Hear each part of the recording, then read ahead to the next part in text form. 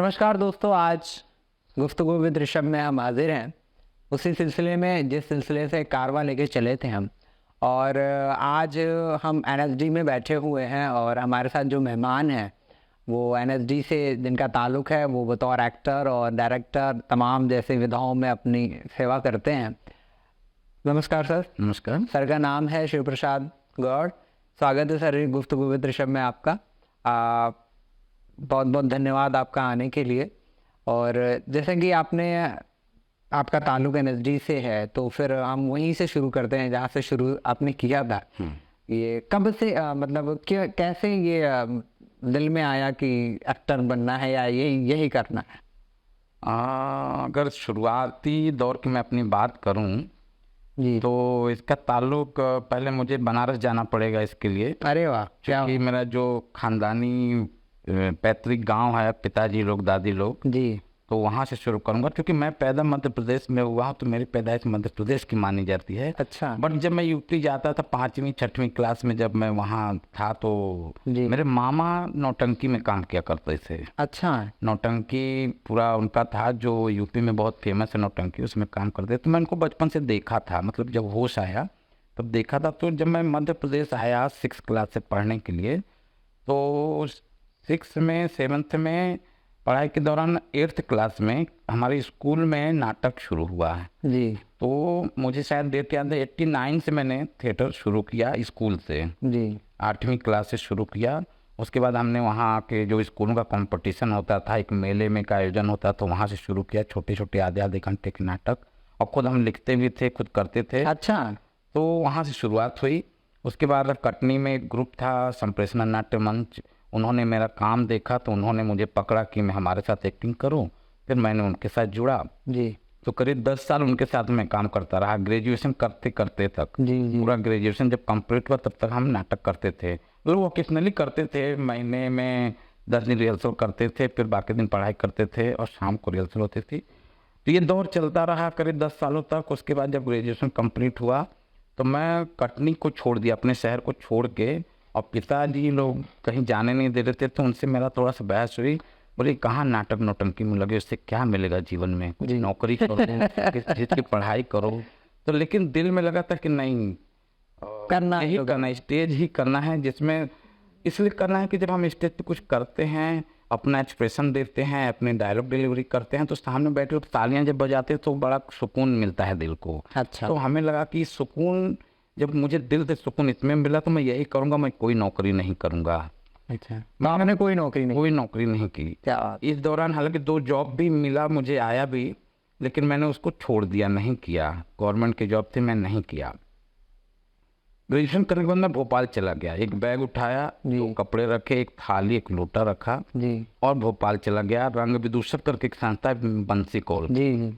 तो मैं बंसी कौल के ग्रुप में जाके ज्वाइन किया। अच्छा, बंसी कौल, मानव कौल से भी उनका ताल्लुक हाँ, रहा है। मेरे दोनों हैं, पर बंसी कौल अलग है, मानव कौल जी, और बंसी कौल देश के जाने माने डिजाइनर थे, स्पेस डिजाइन करते थे, पूरा बहुत बड़े डिजाइनर थे वो। जी, तो मैं उनकी शरण में पहुंच गया और उनके ग्रुप से रंग विदूषक करके एक संस्था जो क्लाउन पे काम करती है, क्लाउन कॉन्सेप्ट पे, जी, मस्खरों के ऊपर काम करती है, उनके साथ जुड़ा।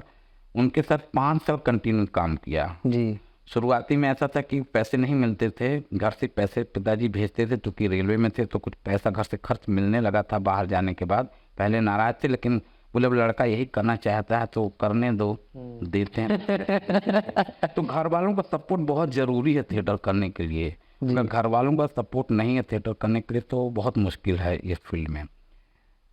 और इत्तेफाक हुआ कि 5 साल वहाँ काम करने के बाद मैंने 2004 में एनएसडी अप्लाई किया। जी, कि इससे पहले मैं भारंगम में आता जाता था, कई शो भारंगम में किए हैं एनएसडी आने से पहले। बच्चों के भी शो किए हैं हमने इसी कैंपस में, अभिमंच में। जी, तो इत्तेफाक से जब वो मेरा इंटरव्यू हुआ, मैं इसमें सेलेक्ट हो गया। तो उस साल मध्य प्रदेश में अकेला था एनएसडी में आने वाला। अरे वाह, पूरे मध्य प्रदेश में मेरा सिलेक्शन हुआ था। 4 साल यहाँ पढ़ाई, 3 साल पढ़ाई करने के बाद जी, फिर मैं फ्रीलांसिंग करता रहा 2008 से अभी रिसेंट 23 तक। पिछले सितंबर अक्टूबर तक मैं फ्रीलांस ही किया। बहुत सारी वर्कशॉप, बहुत सारे, बीच में मुंबई भी थोड़ा आना जाना हुआ, कुछ कुछ छोटे छोटे फिल्मों में थोड़ा छोटे छोटे रोल मुंबई में भी मिले, लेकिन जो सुकून थिएटर में मिलता है मुझे अभी तक मुंबई में वो सुकून नहीं मिला। ठीक है, वो एक अलग दुनिया है, पैसे हैं बहुत वहाँ पर, और अगर आप चल जाते हैं तो फिर पैसों की कोई दिक्कत नहीं होती, लेकिन सुकून यहाँ मिलता है। वहाँ पैसा मिलता है, यहाँ सुकून मिलता है थिएटर में। तो इसलिए थिएटर मेरी जर्नी अभी तक चल रही है। और आपने पिछले नाटक मेरे देखे भी होंगे जी। तो जब लोग मिलते हैं ऐसे बातचीत करने तो लगता है कि थोड़ी बहुत पहचान तो हो रही है, लोग जानना शुरू कर दिए। शायद हम लोग इसीलिए यहाँ पर बैठे हुए हैं, वो एक दिन की बातचीत या एक नाटक देखने की। जी जी जी। तो इस तरह से जर्नी शुरू हुई और कंटिन्यू अभी रवानगी में चल रही है। बिल्कुल। कोई ऐसा एक्टिंग के दौरान कोई ऐसे चैलेंजेस आए हों कि यार ये रोल मेरे लिए बना ही नहीं? ये चैलेंजेस आते हैं, हर एक फन में आते हैं। को चैलेंजिंग आता था किसी किसी नाटक में, जैसे मैं बहुत, मेरा जो दायरा है कॉमिक की तरफ ज़्यादा है। अच्छा। या फिर विलेन की तरफ ज़्यादा है। अच्छा। या तो मैं मुझसे बिल्कुल हाई स्पीड विलेन वाले करवा लो रोल, या फिर कॉमेडी वाले रोल करवा लो। मैं सीरियस चीज़ को भी कॉमेडी बना दूंगा, मेरे अंदर की थोड़ी सी है कला है। लेकिन अगर मुझे सीरियस एक फैमिली वाला ड्रामा अगर करने के दे दिया जाए कि आप फादर बन जाओ, आप दोस्त बन जाओ, सीरियस जिसमें रहना है, तो मुझे सीरियस नहीं होता है, क्योंकि शायद मुझे लगता है मेरे बोलने में ही लोगों को थोड़ी सी हंसी आती है, ऐसा मुझे महसूस होता है। टोन जो मेरा है ऐसा है। शायद कुछ लोगों का होता है टोन की, उस टोन पे भी लोग हंसते हैं। फिर भी मैं ढूंढने की कोशिश कर रहा कि मैं वो भी कैसे कर पाऊँ। अच्छा। ताकि मेरे उस टोन पे लोग हंसते भी नहीं। तो एक तैयारी चल रही है, कभी नहीं था कोई तैयारी, यही कहते हैं। बिल्कुल, प्रयास जिसको कहा। प्रयास। आज 45 ये एज होने के बाद भी अभी मैं ढूंढ रहा हूँ अपने अंदर की, और मैं क्या कर सकता हूँ, कैसे अपने आप को इम्प्रूव कर सकता हूँ। तो थिएटर में एक यही चीज़ है कि अपने आप को हर पल इम्प्रूव करने के लिए ढूंढते रहना पड़ता है। बिल्कुल, ढूंढते रहना पड़ता है, लगे रहना पड़ता है, सोचना पड़ता है, थोड़ा पढ़ना पड़ता है, दूसरों को देखना पड़ता है, थोड़ा हिस्ट्री खंगालनी पड़ती है, और पुराने नाटकों के बारे में, पुराने आर्टिस्टों के बारे में जानना पड़ता है कि लोग कैसे काम करते थे। कभी कभी बातचीत भी करनी पड़ती है। तो इस तरह से कैरेक्टर की तैयारी मैं चलती रहती है। तो आप जैसे आपने 89 के दौरान थिएटर शुरू किया, और अब अभी तक 2024 चल रहा है, अभी तक आप थिएटर कर रहे हैं, आगे भी वो शुभकामना करते रहें। तो आप मतलब उस दौर का थिएटर और इस दौर के थिएटर में क्या देखते हैं अंतर की? ऐसे लोग पहले अच्छे थे, अब अच्छे थे, या पहले डायरेक्टर अच्छे थे, या कि पहले लेखनी अच्छी थी कि अब लेखनी, ऐसा क्या मतलब as an actor, as an director?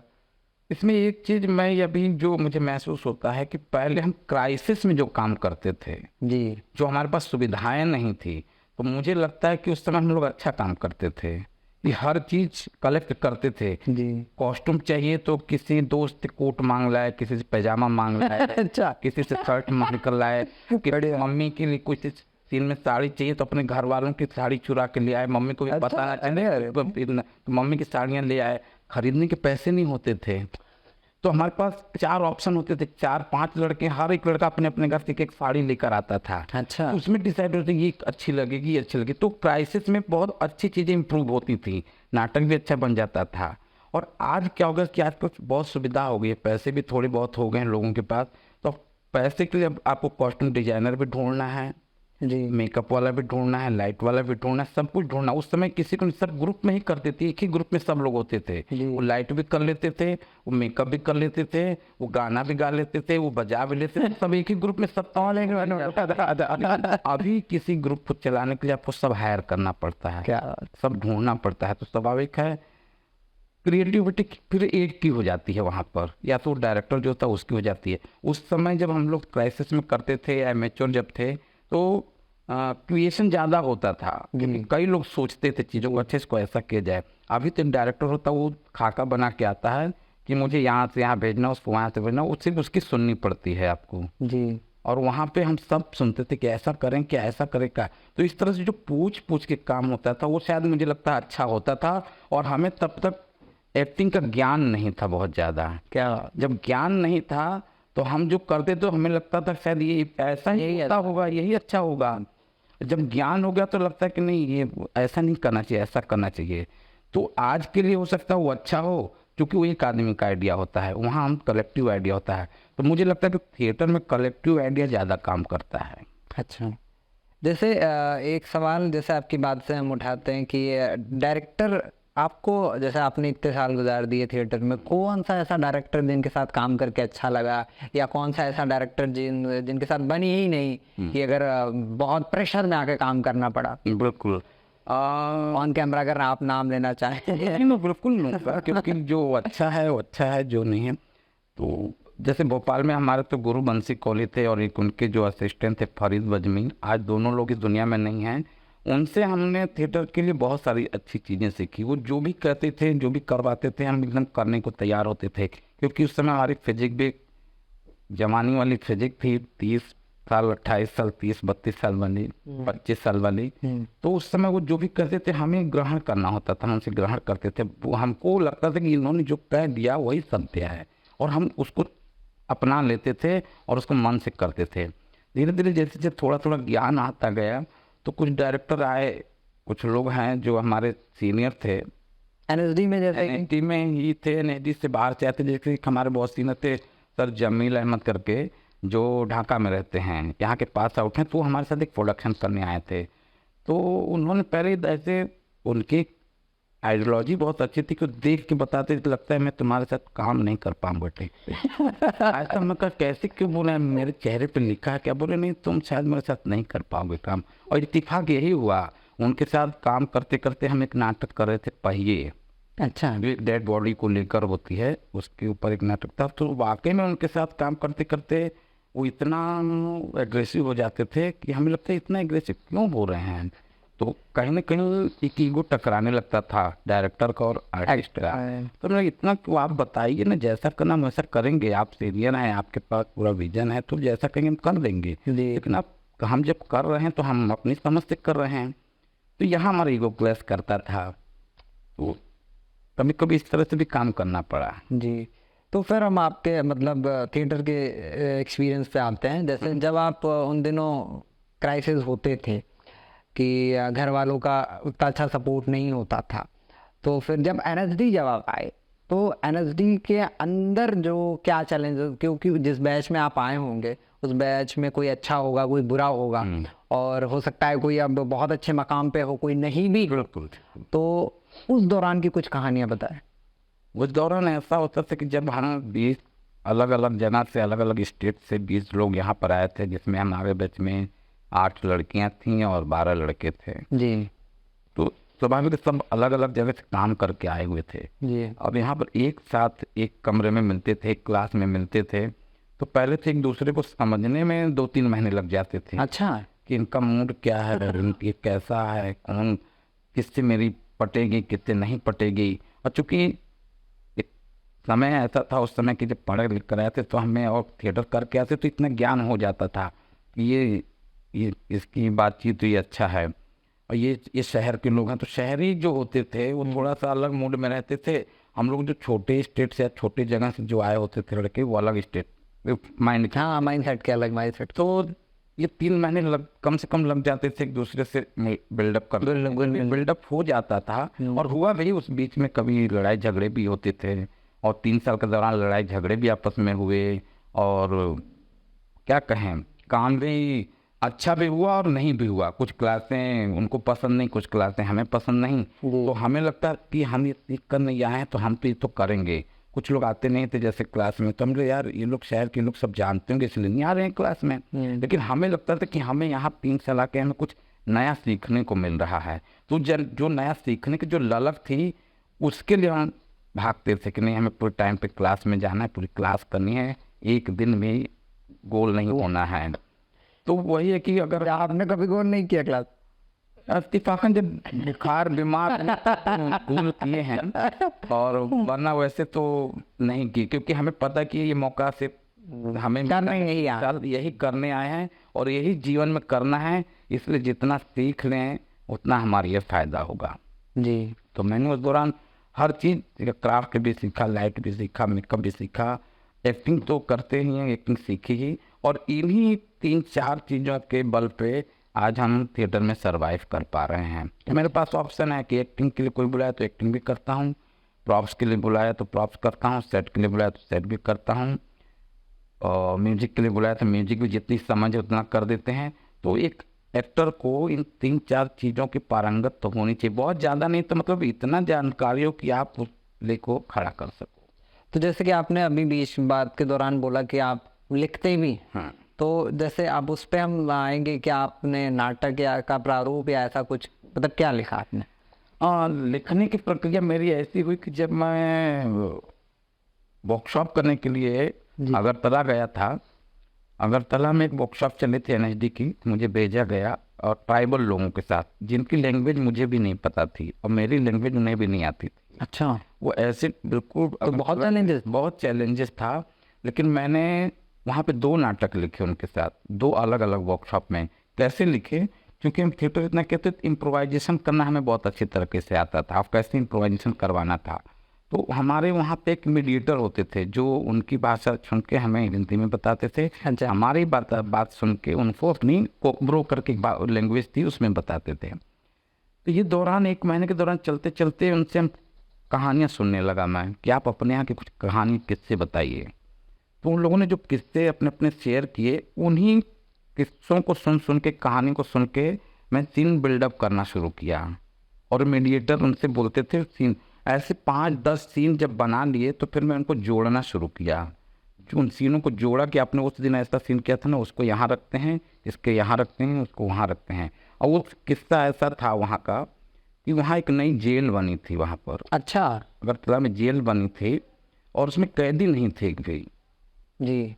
क्यों? कैदी नहीं थे। अच्छा, जेल बन के तैयार, कोई कैदी नहीं, उसका कैदी नहीं तो उद्घाटन नहीं हो पा रहा उस जेल का। अच्छा और ये रियल घटना है जी। उद्घाटन नहीं हो पा रहा है जी क्यों नहीं हो पा रहा है? जी क्योंकि वो कोई क्राइम नहीं करता है। जी। और ऐसा इतना सुंदर शहर उन ट्राइबल्स एरिया में, उस जगह पे मुझे पहली बार अच्छा लगा कि यहाँ पे कोई क्राइम नहीं करता है। तो बड़ा अपने में बड़ा वो अजीब लग रहा है। ये एक आइडिया मिला मुझे, मैंने उसी पे नाटक लिख दिया पूरा। वाह क्या बात है। इसलिए नहीं होता कि वहाँ कोई झगड़ा नहीं करता, मारपीट नहीं करता, तो जब तक कोई क्राइम नहीं करेगा उसको सजा नहीं होगी, जब तक सजा नहीं होगी वो जेल नहीं जाएगा और उस जेल के उद्घाटन नहीं होगा।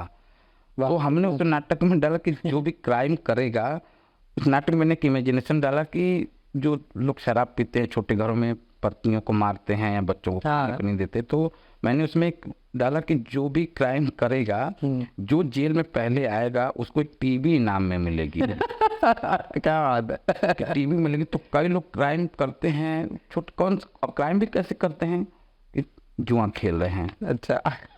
तो जो थाने, जेल का जो थाना था, वहाँ के एक इंस्पेक्टर को, जिसको इंस्पेक्टर में एक लड़की बनाई थी कि वो कहती थी, उसका ट्रांसफ़र होके आया था, वो कहती थी कि यहाँ ये जेल खाली है, थाने में भी कोई नहीं है, लॉकअप में भी कोई नहीं है। क्यों नहीं? बोले मैडम यहाँ कोई क्राइम नहीं करता, जो उनके हवलदार होते हैं। कैसी बात करते हो, यहाँ कोई क्राइम नहीं होता है? चलो मुझे शहर घुमाओ। शहर घूमता तो लोग पत्ते खेले होते, तो बोलिए ये तो जुआ खेले तो क्राइम है, लेकिन उसकी नज़र में वो क्राइम है, लेकिन आम पब्लिक की नज़र में तो ये खेल है, खेल रहे हैं। तो ये छोटे छोटे जो खेल होते हैं या 2 लोगों की लड़ाई हो रही है, जी, तो उनको भी वो क्राइम समझते थे। तो लेकिन ये तो क्राइम नहीं है। नहीं। तो इस वजह से बोले ये भी तो क्राइम है। बोले नहीं ये क्राइम नहीं, हम तो आपस में बातचीत कर, हम तो दोस्त हैं, लड़ रहे हैं ऐसे करके। तो इस वजह से कोई झगड़ा ही नहीं करता, तो इसलिए उद्घाटन ही नहीं हो पाया। और सबसे इंटरेस्टिंग बात थी कि उस जेल का जो बिल्डर था जिसने बनाया था, उसका बेटा उस वर्कशॉप में था। उसने एक दिन बताया कि मेरे पापा ने वो पूरी जेल बनाई है। एक दिन उसका पापा बिल्डर भी आया तो बोला सर हमारा भी नाम, मैंने जेल बनाई है, मेरा भी नाम नाटक में रख दो। तो मैं कहा नहीं, ये नाटक में तो नाम नहीं रख सकते, हम कहानी हमारी कंप्लीट हो चुकी है। तो इस तरह की जो एक सिचुएशन बनी वहाँ की, उस पर एक नाटक तैयार हो गया। नाटक का नाम मैंने रखा था डायल 100। अच्छा, डायल 100। तो इसे कभी मंचन आपने किया? आपने शो कर चुके हैं कि इसका वो लिख चुका, मैंने अभी बुक नहीं छपवाई है उसकी। अच्छा। तो इस तरह से मैंने अभी 4 नाटक लिखे हैं। क्या बात। एक अभी रिसेंट लिखा है पिछले साल, राधे के कृष्ण। अच्छा। हाँ, थोड़ा सा हिस्टोरिकल उसमें वो सब लिखा है। बाकी कहानी लिखने का, नाटक लिखने का यही मेरा प्रोसेस है कि मैं वर्कशॉप करता हूँ, उसी दौरान 3 सिचुएशन बनाता हूँ और नाटक लिखता हूँ। अच्छा, वर्कशॉप में जो नए बच्चे आते हैं, जो नए लोग आते हैं, जो थिएटर सीखना चाहते हैं, और कुछ तो जैसे आज का युवा जो है बहुत गंभीर नहीं होना चाहता, बहुत पेशेंस नहीं है, तो उस दौरान मतलब क्या आप कैसे मैनेज कर पाते होंगे कि जो नए यूथ है, यूथ कुछ भी सवाल करती है, कुछ भी हरकतें करती है। और आज का रील का दौर है। जो 15 साल से एक्टिंग कर रहे हैं वो एक्टर नहीं हो पाए, बिल्कुल। जो 2-4 मिनट में वो हाँ, एक्टर हो गए। 10-10 सेकंड के इसमें क्या? यही हम उनको समझाते हैं कि वो जो रियल लाइफ आप बनाते हो, किसी की बात बोली हुई इस पे आप बनाते हो। आप अपनी बात जब बोल के बनाओगे, जब अपनी चीज करोगे, तब आपको समझ में आएगा आपको करना क्या है। जब आप अपना दिमाग लगाओगे, अपना डायलॉग लाओगे, तब आपको महसूस होगा। दूसरे के बोले हुए डायलॉग पे मुंह चला लेना बहुत आसान है, कोई भी चला लेगा। आप अपना मुंह चलाओ। अपना मुंह चलाने के लिए, अपना डायलॉग बनाने के लिए आपको दिमाग चाहिए, सोचना पड़ेगा, सिचुएशन बनानी पड़ेगी। तो हम उनके साथ यही बात करते हैं कि इस पे दूर हो जाओ। पहले आप इन सब चीज़ों से दूर होकर अपना काम करो, तब लगेगा कि आप कुछ कर रहे हो। किसी का सहारा लेके मत करो, अपने आप को क्रिएट करो, अपना क्रिएशन बढ़ाओ। यही करते हैं। बाकी उसमें से 25 लोग अगर वर्कशॉप में हैं तो थिएटर करने वाले मुश्किल से 1 महीने की वर्कशॉप में 3, 4, 5 ही निकलते हैं। अच्छा। बाकी टाइम पास करके अपना चले जाते हैं, क्योंकि है घर वालों का भी प्रेशर है कि आपको ये नहीं करना है, और हर पेरेंट्स प्रेशर देता है कि आपको थिएटर नहीं करना है, आपको जॉब करना है, आपको डॉक्टर बनना है, आपको इंजीनियर बनना है। थिएटर करने के लिए बहुत कम पेरेंट्स बात करते हैं कि आपने थिएटर करो, तुम एक्टर बनो या सिंगर बनो या म्यूजिशियन बनो या डिजाइनर बनो। ये बहुत, मुझे लगता है कि बहुत कम लोग प्रेफर करते हैं अपने बच्चों। ऐसा क्यों है? इसलिए कि देखिए, क्या आर्ट की कोई दुनिया नहीं, कि आर्ट को अभी भी तवज्जो नहीं दिया गया समाज में? ये तो है कि मतलब मुझे लगता है कि 50% तवज्जो मुझे लगता है दिया जाता है समाज में हमारे आर्ट को। जी। वरना आप सिंगर्स का खानदान ले लो तो देखो बहुत सारे हैं, कथक का खानदान ले लो तो बहुत सारे घराने बन चुके हैं। जी। और थिएटर का अगर लोगे तो थिएटर क्या होता है, कुछ दिनों के लिए उपजता है, विकसित होता है, और पैसे की क्राइसिस में बंद हो जाता है। या तो सरकारी योगदान से चल जाती हैं, चीज़ें चलती हैं। मुझे लगता है कि प्राइवेट पैसे, अपने पैसे के दम पे बहुत कम लोग चलाते हैं थिएटर, वो भी कहीं ना कहीं से अनुदान मांगते ही हैं। जी। और मुझे लगता है कि सरकार इतनी अच्छी है हमारी कि अनुदान देती है, तभी थिएटर पनप रहा है, बढ़ रहा है। कोशिश बहुत हो रही है कि बिल्डअप हो, लेकिन जहाँ हम फिल्म के लिए लोग टिकट लेके 200, 300, 500 की टिकट लेके फिल्म देखने चले जाएंगे पर्दे पर, तो वो फिल्में 2 महीने 3 महीने बाद आपके मोबाइल पर टीवी पे भी आ जाएगी। आजकल तो ये बहुत सहूलत है। सहूलियत होगी, और धीरे धीरे माइंड सेटअप होता भी जा रहा है कि लोग अब टॉकी की तरफ कम जा रहे हैं। उनको मालूम है 3 महीने बाद टीवी पे आ जाएगी फिल्म। लेकिन फिर भी आप मोबाइल पे आप देख रहे हैं, OTT पे देख रहे हैं, तो उनकी कमाई तो हो ही जा रही है। बिल्कुल हो रही है, बिल्कुल हो रही है। क्योंकि अब वो आप जाओ या मत जाओ, आप इस पे भी देख रहे हैं मोबाइल पे, तो उनकी कमाई हो रही है, उतना पैसा कमा ले रहे हैं। लेकिन हम थिएटर तो एक बार करते हैं, लाइव करते हैं, इसके लिए हम 1 महीने रिहर्सल करते हैं। तो मुझे लगता है कि इसको अभी तक हमारे समाज ने नहीं अपनाया कि नहीं हम चलो लाइव देखने। कुछ परसेंटेज लोग हैं, 10% लोग हैं जो लाइव देखना पसंद करते हैं। शायद उन्हीं 10% से थिएटर चल रहा है, बस ये है। तो अब जैसे आप NSD के एक रिपोर्टर व्यक्तित्व में जाने माने हैं, तो आप मतलब NSD के अंदर की चीज़ें कुछ बताएं जो सिस्टम से छेड़छाड़ है या जो थिएटर से छेड़छाड़ है। देखिए, जहाँ 4 लोग होंगे वहाँ सिस्टम में और उसमें झगड़े तो होते रहेंगे, होती रहेंगी। और जहाँ सरकारी प्रोसेस होगा वहाँ तो होनी है। NSD की बात नहीं, कहीं की भी बात, किसी भी दफ्तर ऑफिस कहीं की ले ले, तो जहाँ 4 लोग 4 तरह के होंगे वहाँ कुछ ना कुछ कमियां तो होंगे ही।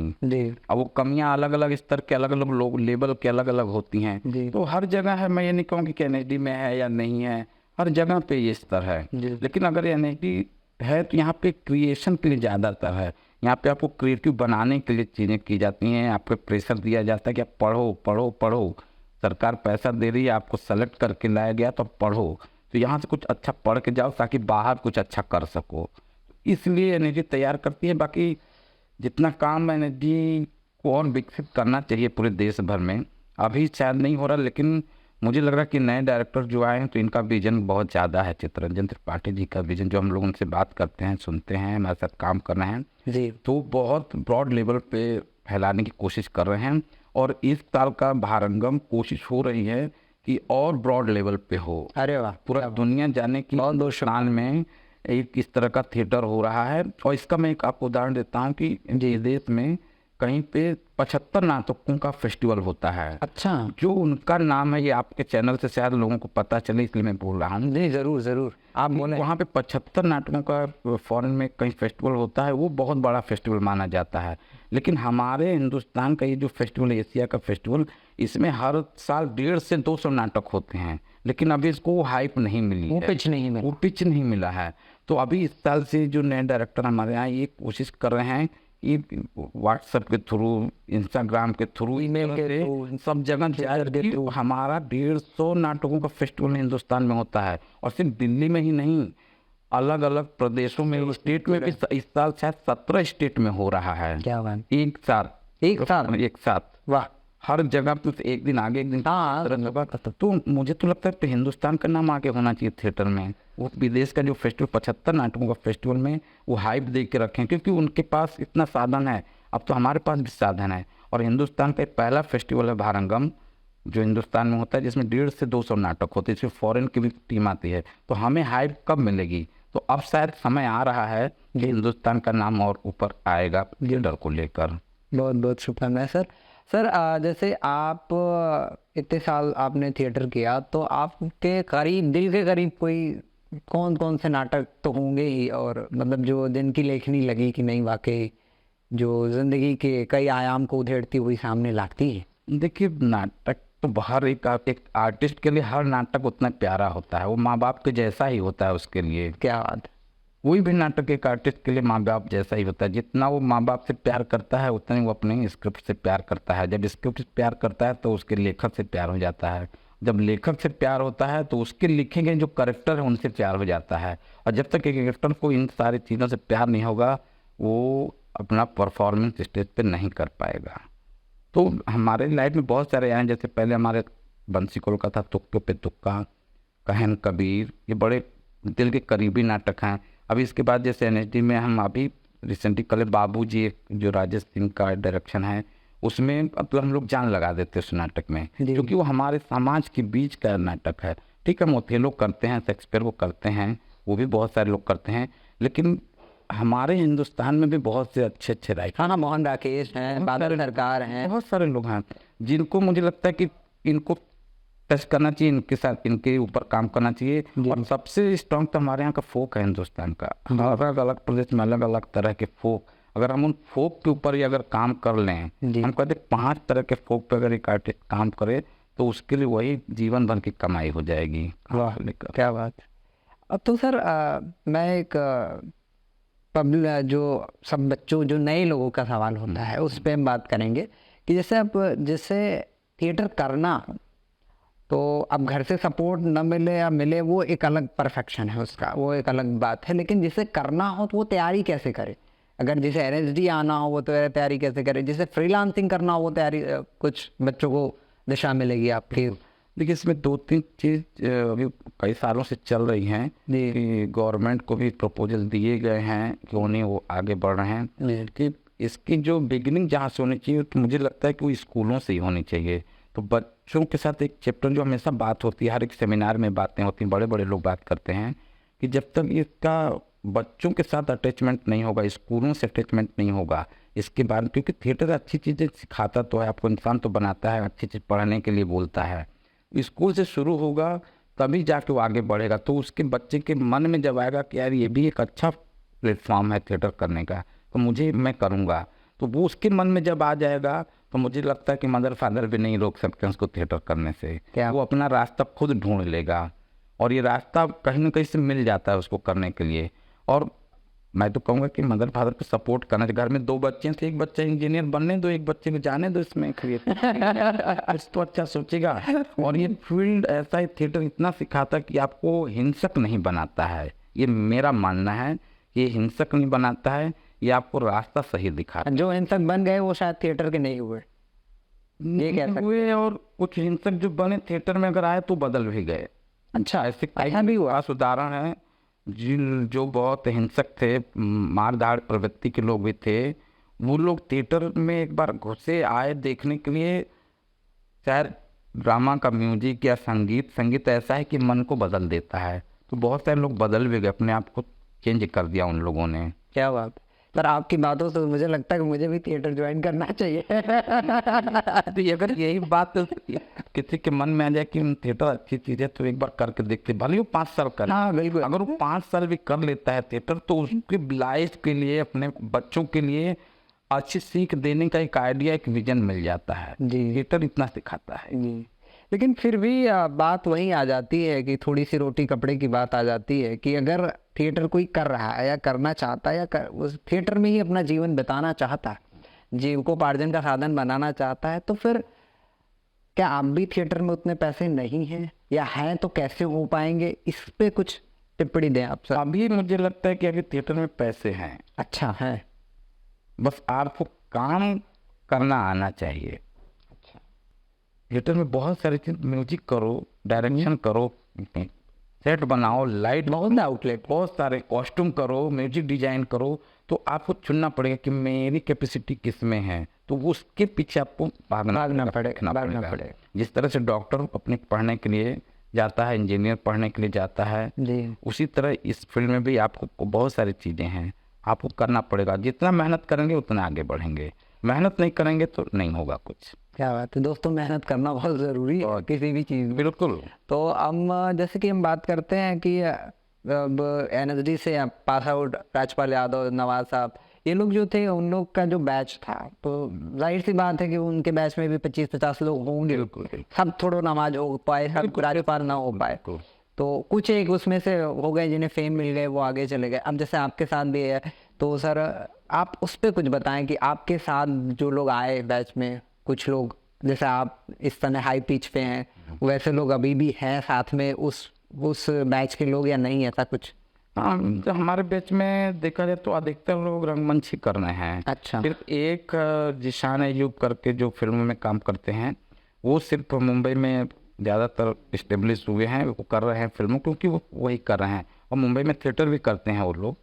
तो फिल्म कितनी भी कर लें, सीरियल कितना भी कर लें, चाहे आशुतोष राणा भी अभी आप सुनोगे कि वो भी प्ले करते हैं, राजपाल यादव भी प्ले करते हैं। जी जी। फिल्में तो करते हैं पैसे कमाने के लिए, जोशी जी भी प्ले करते हैं, सभी लोग प्ले, तो पैसा फिल्म में भी मिल जाता है, हो सकता है उस पैसे से थिएटर करने में और आसानी हो जाती है। जी। तो मुझे लगता है कि हर एक्टर चाहेगा कि फिल्म में करूँ, पैसा आ जाए, फिर मैं थिएटर करता हूँ। मैं भी चाहता हूँ कि मेरे पास भी पैसा आए तो मैं थिएटर तो नहीं छूटेगा। अच्छा। ये तो थिएटर जान है। थिएटर जान है। बाकी खाने के लिए और अपनी लाइफ एक अच्छी जीने के लिए अगर फिल्में मिलती हैं तो करना चाहिए, मुझे लगता है बिल्कुल करना चाहिए। मुझे भी मिलेगा तो मैं भी करूँगा, क्योंकि पैसे भी जरूरी है लेकिन थिएटर भी जरूरी है।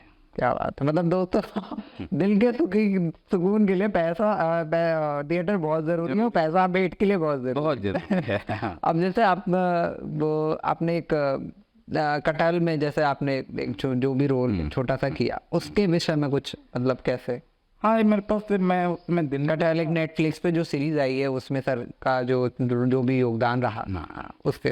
हाँ, मुझे जब कास्टिंग चल रही थी तो चूंकि उसमें बुंदेली में हो रहा था, हमारा मध्य प्रदेश का बैकग्राउंड था उस फिल्म का, और जो उसके राइटर हैं, जो डायरेक्टर हैं, वो भी रीवा से ताल्लुक़ रखते हैं, सतना से जी। तो मेरे पास कहीं से ऑडिशन आया कि मध्य प्रदेश का, वो उससे ले लो। एक वकील का कैरेक्टर के लिए मेरे पास आया, तो मैंने ऑडिशन बना के भेज दिया उनको। तो उनका कुछ दिन बाद कॉल आया कि हम आपको सेलेक्ट किए हैं, आप आइए, ऐसा है, बातचीत होगी। मुंबई में गया था, उस दौरान कहानी बड़ी मजाकिया कहानी बहुत। अब मुझे भी मेरा एक ही दिन का कैरेक्टर, एक ही दिन का शूट हुआ, मुंबई में शूट किया। तो इस बुंदेली थोड़ा बोलने के कारण मुझे शायद उसमें मौका मिला, क्योंकि बैकग्राउंड मध्य प्रदेश का था जी। तो उसमें एक वकील का कैरेक्टर किया और अच्छा लगा मुझे करके वो जी। तो डायरेक्टर भी उसका बहुत खुश थे कि मैंने किया। तो अब हम समाप्ति की ओर चलते हैं। तो जैसे कि आप थिएटर इतने साल गुजार दिए, तो कभी जैसे मन आता है कभी कभी, हर एक आर्टिस्ट का एक फेज होता है एक लाइफ में कि यार आज जैसे राइटर की बात करें या पेंटर की बात, आज पेंटिंग नहीं करनी, आज कुछ नहीं लिखे। तो जो एक एक्टर का जब मन ना करे आज एक्टिंग नहीं करना, आज रिहर्सल नहीं करना है, तो उस समय एक्टर क्या करता है? मेरा जब आता है कि जब मन नहीं करता तो मुझे लगता है कि मुझे आज बाइक उठाओ, अगर है तो घूमने चलते हैं कहीं। क्या आज मैं घूमता हूँ, आज मैं कुछ अच्छी जगह पे जाकर कुछ खाने जाऊंगा, चाहे जामा मस्जिद जाऊंगा जाऊंगा। आज कुछ खाने का, आज मस्ती करने का मूड है। आज अच्छा। कुछ नहीं, कोई एक्टिंग नहीं, कोई रिहर्सल नहीं। आज दो दोस्त मिले, चलो आज कहीं बैठ के कुछ खाने चलते हैं बढ़िया सा, आज फिल्म देखते हैं। फिल्म से भी हमें कुछ सीखने को मिलता है। इसलिए दो चीज मस्ती करता है, घूमने का, खाने का, बस। तो सर एक मेरा अंतिम सवाल ये है कि जैसे थिएटर का जो भी एक सिलेबस रहा, जो भी एक मॉड्यूल है, तो जैसे कोई जैसे कोई एक्टिंग का, मतलब जैसे थिएटर का जो भी रहा, उसमें असल जीवन में क्या स्पेशलाइजेशन रहती है जो असल जीवन में सिखाती है? कोई राग का है तो वही गले पर रियाज करो, कोई स्क्रिप्ट का है तो फिर लेखनी पर रियाज करो, ऐसा कैसे, मतलब क्या वो असल जीवन में सही मायने में कुछ वो कर पाती है काम? बिल्कुल।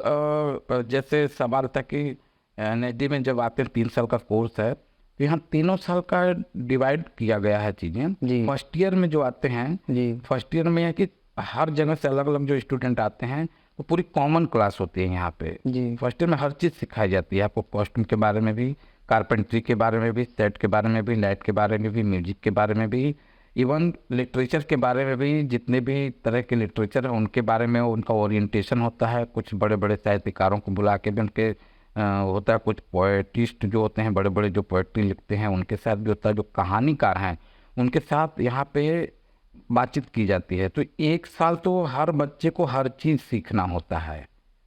फोक के भी सेकेंड ईयर से जैसे शुरू हो जाते हैं, तो सेकेंड ईयर में स्पेशलाइजेशन की तरफ जाते हैं। तो उसमें सेलेक्ट करना पड़ता है एक स्टूडेंट को कि आप डिजाइनिंग लोगे या एक्टिंग लोगे। डिजाइनिंग एंड डायरेक्शन एक साथ है। डिजाइनिंग डायरेक्शन एक साथ पढ़ाया जाता है। तो उसमें से जिनको इंटरेस्ट है, तो 5-6 बच्चे जो जैसे उनको प्ले डिजाइन करना है, सेट डिजाइन करना है, या फिर एक नाटक को डिजाइन करना है, तो 3-4-5 बच्चे डिजाइनिंग में चले जाते हैं। बाकी सब एक्टिंग में रहते हैं। तो जो एक्टिंग वाले रहते हैं, तो उनके साथ एक्टिंग के ऊपर काम होता है कि एक्टिंग कितने तरह की हैं। क्या बात है। तो एक्टिंग पे उनको 2 साल काम करना पड़ता है। तो सेकेंड ईयर में एक लेवल बढ़ जाता है, थर्ड ईयर में उनका लेवल और ऊपर चला जाता है। जी। तो जैसे फॉरेन के नाटक के ऊपर काम करना है, या फिर कंटेम्प्रेरी के ऊपर करना है यहाँ पर, या रियलिस्टिक के ऊपर करना है, तो उनके ऊपर अब उसमें भी स्टूडेंट अपना चुनता है कि मैं इस पे ज़्यादा काम करूँगा, मुझे बाहर जाके इस पे काम करना है। तो फर्स्ट ईयर में कॉमन सब कुछ। उसी तरह डिजाइनर का फर्स्ट ईयर में कुछ छोटे लेवल पे डिजाइनिंग के बारे में सीखता है, सेकेंड ईयर में फिर और बड़ा लेवल मिलता है, थर्ड ईयर में और बड़ा लेवल मिलता है, ताकि वो 3 साल पूरा पारंगत होकर निकले। अगर सीखता है अच्छे से तो पारंगत होता है, नहीं सीखेगा तो फिर कॉमन 3 साल उसके ऐसे ही निकल जाएंगे। तो एक मौका मिलता है। 3 साल का यहाँ डिवीजन है। आपको फर्स्ट ईयर में कॉमन चीज़ें पढ़ने के बाद सेकेंड ईयर से आपको चूज़ करना होता है। तो 2 साल आपको जो सब्जेक्ट आपने चूज किया उस पर आपके साथ स्पेशलाइजेशन पूरा होगा, उसके ऊपर काम। जी। तो उसका असल जीवन में भी असल जीवन में तो होगा। जब वो सीखेगा तो स्वाभाविक उसका एक ही विनम्रता आएगी, विनम्रता भी आएगी, और उसका ब्रह्मास्त्र तो उसके पास आ जाएगा आंसर कि मुझे अब इस पे जाके काम करना है, फील्ड में जाके। या उसमें लिखने का भी, कभी कभी लिखने की भी वर्कशॉप होती है कि वो लिखेगा। कुछ लोग फिर लिखना भी शुरू करते हैं। बहुत सारे हमारे एनएसडी से हैं जो पढ़ने के बाद लिरिक्स लिखते हैं, गाने लिखते हैं। बहुत सारे जैसे पीयूष मिश्रा कोई ले लो, एक्ट भी करते हैं, लिखते भी हैं, गाने भी लिखते हैं, स्टोरी भी लिखते हैं, किताब भी लिखते हैं। तो ऐसे बहुत से स्वानंद किरकिरे जो हैं, बहुत सारे गाना जिन्होंने लिखा है, तो लिखते तो अपना फिर, और उसके बाद भी लोग जाके अपना एक फील्ड चुन लेते हैं। हाँ, बिल्कुल करते सिर्फ यही करना है। एक अंतिम सवाल ये है सर, जैसे कि आप एनएसडी में रहे हैं इतने दिन, तो ऐसा कभी एक कोई माहौल हुआ जो थोड़े कोई नाटक हो रहा हो थोड़ा हिंसक तरीके या हिंसक टाइप का, और कुछ प्रदर्शन हो गया, नाटक बंद हो, मतलब बंद कर दिया गया बीच में, ऐसा भी कुछ अनुभव रहा? ये तो ऑफिशियल चीजें हैं कि किस कारण से बंद होता है, किस कारण से नहीं बंद होता है। ये तो हमको, तो हमारा काम एक्टिंग करना, हम तो अपना काम करते हैं। ये ऑफिशियल और मान लीजिए एक्टिंग नाटक चल रही है, बीच में कुछ पर्चे उड़ गए। नहीं, ऐसे तो नहीं हुए एनएसडी में, तो ऐसा नहीं होता है। क्योंकि ये सिर्फ क्योंकि पढ़ाई के दौरान हो रहा है ना, तो इस दौरान ऐसी चीज़ें नहीं होती हैं। अच्छा। तो क्योंकि क्लास का काम होता है, उनका एक इवेंट होता है, उसमें इस तरह की कोई चीज़ें नहीं होती। क्योंकि किसी के विरुद्ध नहीं करते हैं काम यहाँ पर, क्योंकि पढ़ाई का एक प्रोसेस है, तो उसी से सब्जेक्ट से रिलेटेड प्ले तैयार होते हैं। तो यहाँ पे ऐसी कोई इस तरह का कभी नहीं हुआ कि नाटक बीच में रोक दिया, कर दिया, प्रदर्शन हो रहा है था कुछ के अंदर नहीं। बिल्कुल। और मुझे लगता है वक्त खूब ही चला है और बहुत अच्छा लगा सर, आप अपना कीमती समय हमें दिए और आपसे बातें कर कर मुझे सच में मुझे भी लगता है कि थिएटर ज्वाइन करना चाहिए। धन्यवाद मैं भी देना चाहूँगा कि आप लोग आए और हमारी इतनी बातचीत हुई और बहुत जल्दी शॉर्ट में सब बातें होंगी, इसमें बहुत व्यापक रूप में बात करने के और भी तो हम कई घंटों बात कर सकते हैं छोटी छोटी चीज़ें। बिल्कुल, बहुत सी चीज़ें छूट भी गई और कोई बात नहीं दोस्तों, नेक्स्ट न्यूज होगा हम लोग फिर मिलेंगे और शुक्रिया, तब तक के लिए बने रहे।